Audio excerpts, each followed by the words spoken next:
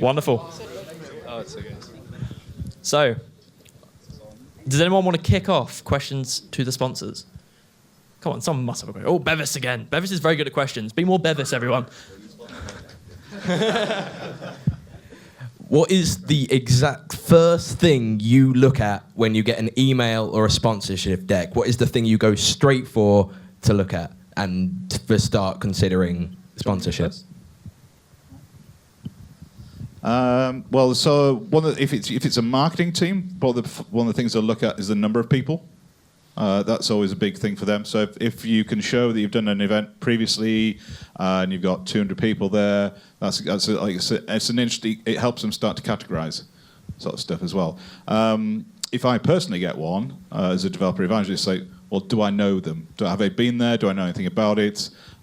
So there is definitely two kind of camps, whether you're talking to more marketing side of something or the developer evangelist one. So the developer evangelist ones are usually more friendly. You can have like a chat about it. The marketing a bit more kind of formal, and you need to kind of give them facts and figures first, and then sell them on the conference layer. Whereas with an evangelist, it's more likely the other way around. You're selling them on the idea, like who's going to go, what if you've got speakers there, or kind of what kind of things you built last time, or what kind of things people you think you're going to build this time as well. I think another part of that is if I get an email directly from my inbox, I check first of all the website. So if you don't have a website, that makes me think, well, hang on a second, something's up here. And the other thing is if there's a slide deck or there's something additional material that you can just condense down, what's the event, where is it, what time, how much are you looking for, what are you offering for the money, then that's always super helpful. Yeah, I don't like it, when it's marketing people. It is kind of, I instantly just think please leave me alone. But if it's grassroots, individuals that I either know, then that's always cool. Wonderful. I think the most important bit of information for me is just the date, availability. I mean, most people don't really see that, what happens within companies, but evangelism teams, usually, especially those within Europe, are really, really, really, really small. And so there's mostly just a few people, and then often they have certain skill sets, which means, for conferences, and you have a JavaScript focus, there might be one guy or one woman or whatever having that certain focus on JavaScript, right? That one person, and not necessarily 2 or 3 or 4. Same obviously for hackathons. There might be multiple events happening at the same time, and then obviously we cannot chain events next to each other because every now and then evangelists want to spend a weekend at home. So it's really availability, just send us the date as quick as you can. That's what I said earlier in my speech as well, just for us to have that planning. And we wrote this tool at PayPal and Braintree where we pretty much add all the events that we go to and that we commit to, and everybody can see that. So we do travel, our travel schedule runs out of that tool. Sponsoring money and stuff like that goes into that. It's really, really important for us to know exactly when stuff happens. And then the second thing is really, do we know that organizer? Is that somebody that we've worked with so far, or that somebody that we've been working with, some of our partners and friends have been working with? Because those evangelism groups usually talk to each other, right? And if somebody gives me a red flag, I might actually just pass on, right? Because honestly, there are lots of really, really good events and lots of terrible events, and we've got to pick somehow. So it's either, if it's the first time and nobody has experience, we might just give it a try, or we might have to pass. It's really give us that kind of advantage and information as soon as you can. And that really comes down to the sponsorship documents, make sure they're kind of complete. If you've ran the event before, give us some kind of overview about who attends the event. Quite often people don't really say that. They say, oh, well, I have 300 attendees. But if you have some kind of demographic overview, who attends those events, please give us that as well. That is really, really helpful. Is it purely local or is it an international event? And all that kind of stuff, which really helps us figure stuff out. Awesome. We've got to move on to the next question, really. Sorry, Michael. Hang on. Sammy had first. Sorry, Farage, you're next. Sorry. So when you receive a sponsorship, do you care about the length of the hackathon for how much you pay? So if you say you receive 24 hour or 36 hour, are you willing to pay more? For me personally, no, I don't think that the actual length of time. If it's like a 5-minute hackathon, we might be a bit suspicious. But if it's a day or like 2 days, to us it doesn't really make much difference. I guess it depends on. It's more about the audience that's coming there. What kind of like demographic are you doing? So is it all going to be Java developers? Is it going to be middle-aged people who work in corporate events? Is it kind of young people doing PHP? That makes much more difference than the actual kind of length of the event, I think. I'm going to disagree. Sorry. Specifically because the thing I evangelize for usually requires a period of time of actually learning what the hell the database is to begin with. For me, time is important because I've done 1-day hack days and it's taken 6 hours to learn how a database works and then 2 hours to build something. Don't really get anything built in 2 hours. So for me, it's important. So when you're targeting that, I think it's targeting based on the API you're asking for. Also, I think like the length of time has to kind of correlate with the amount that you're asking for. Like if you're just like the other day, someone sent me an email about like a half-day like conference, and they were asking for like some ludicrous amount of money.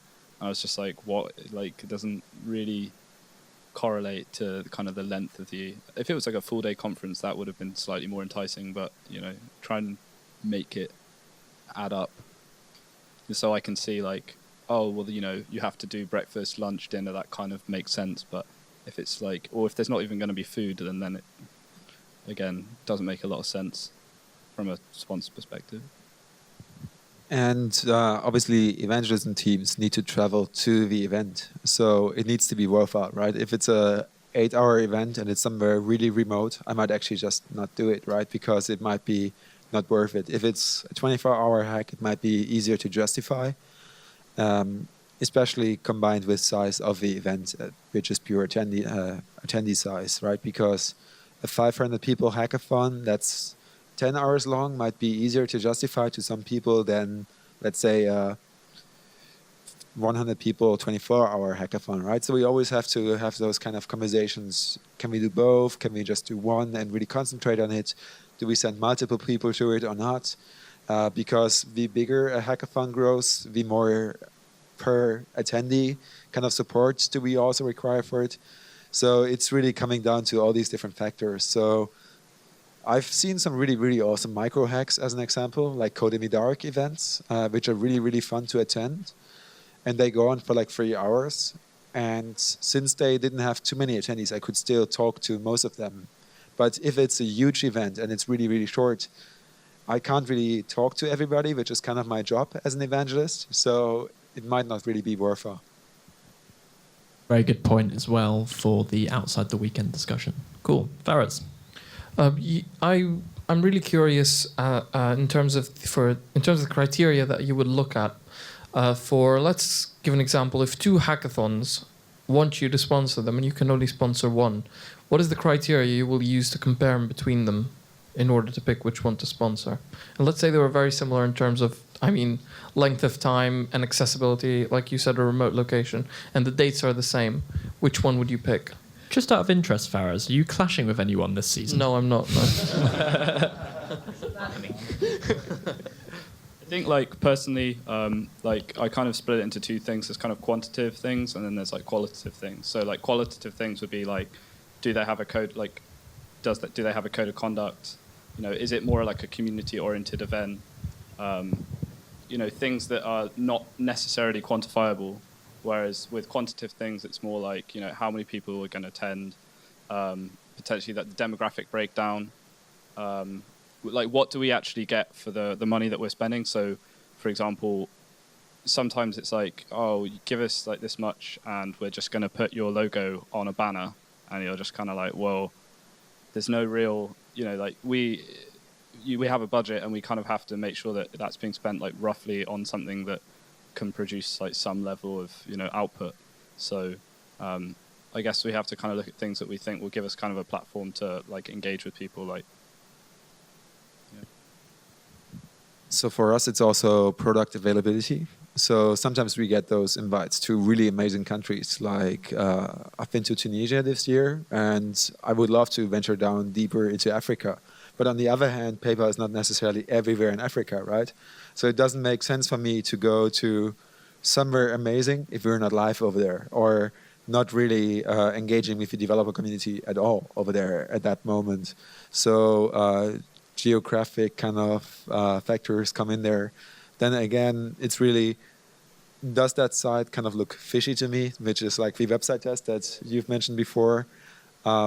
Checking if they have a code of conduct is really a good point, I think. And then really, is the money, the cost per attendee reasonable?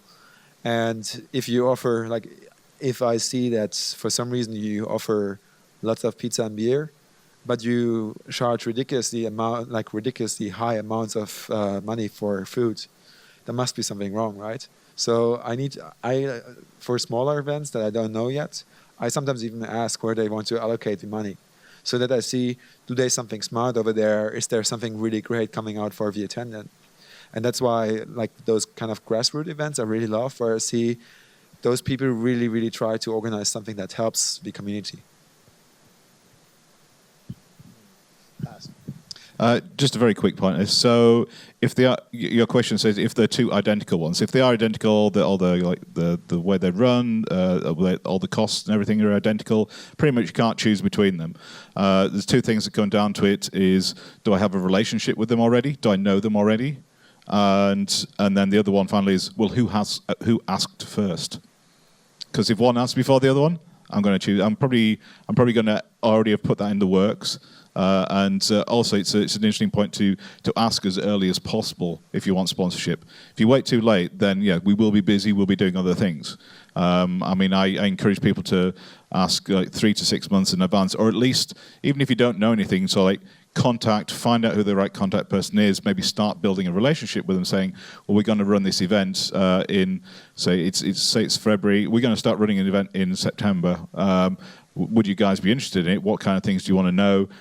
Start having that relationship, even if you don't have like the package to give them, so they can understand whether they want to make that decision. Cool. Anna was next.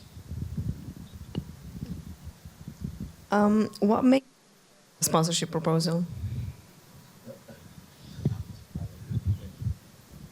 I think for me is like, I think this comes back to something I think Tim you were saying earlier about when there's a tiered approach, but it's like 2 tiers, and one of them is like £500 and the other one is like £20,000, and you're just like, cool. So I guess there's nothing in the middle that kind of suits our kind of needs. So I guess it's like not being flexible enough. So having the like correct kind of like number of tiers and having them evenly spaced with kind of things that would entice like me to sponsor an event.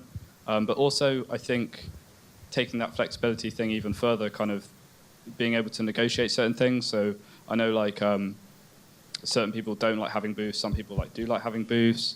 Some people like want to email people. Other people don't want emails. Do you know what I mean? Being able to kind of say, oh, would it be cool if we swap this for this, or change different parts of the packages around? Then that's always helps with not kind of saying no to things.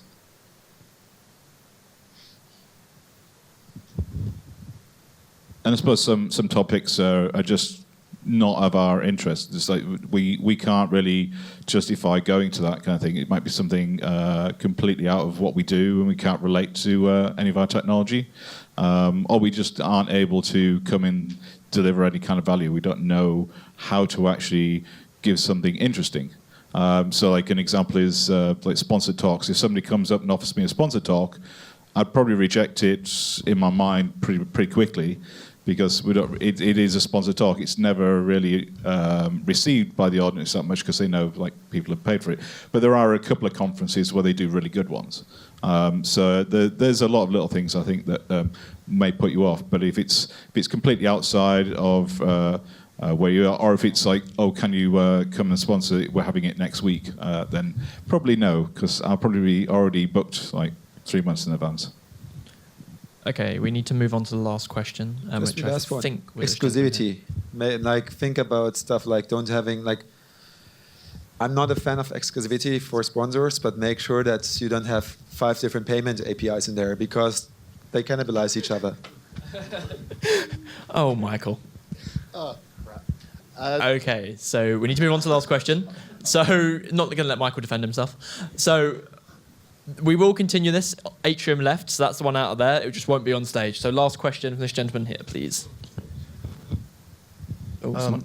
Is it useful to have a theme for your hackathon? I mean, like we really just want to break down barriers, both within our school and within our region, and that's really and introduce people to the idea of hacking within like our local environments. It hasn't really been well adopted, and we just want to encourage that. Is it useful to look at some of the like we have a carbon week that's on one side of the hackathon? Introduce a theme like that, or should that be coming from the sponsors? What do you look at favorably? Never let the sponsor decide your theme, ever. Never let the sponsor dictate how you run your event. It's your event. They can negotiate their parts, but never let them actually tell you how to do it. For me, themes aren't important unless I'm after a specific demographic.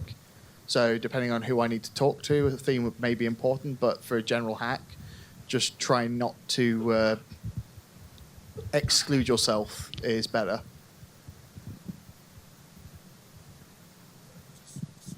Yeah, no, I agree. I'm not against themes, but I don't think they're necessarily important to a good hack or a good conference or a good event. I think it's a lot more about kind of the atmosphere and like the production of the actual event is more important than kind of themes, in my opinion. But yeah, it might help in certain circumstances, but I don't think it's necessary. Yes, I would say a theme is for something that you want to, rather than what the sponsors want to do. So if you want a theme, if you want to do something specifically about like the climate and so on, that's great. You'll get a lot of people excited about that because they care about the same issue. So, and it's a good way to get developers to come together and focus on a particular issue as well, which is really great. And some companies do that, some community people do that as well. And if you do that, then obviously it helps you figure out which sponsors to go and talk to first as well. So if you're working with, say, Barclays and they want to do like stuff around finance, but plugging into stuff, then you go and talk to all the payment API sponsors out there. It's like that. So it's for you to decide because you want to build a community around that kind of idea of developers, and then it helps kind of target sponsors as well. Cool. I think we're done. Thank you very much, sponsors. Give them a huge round of applause.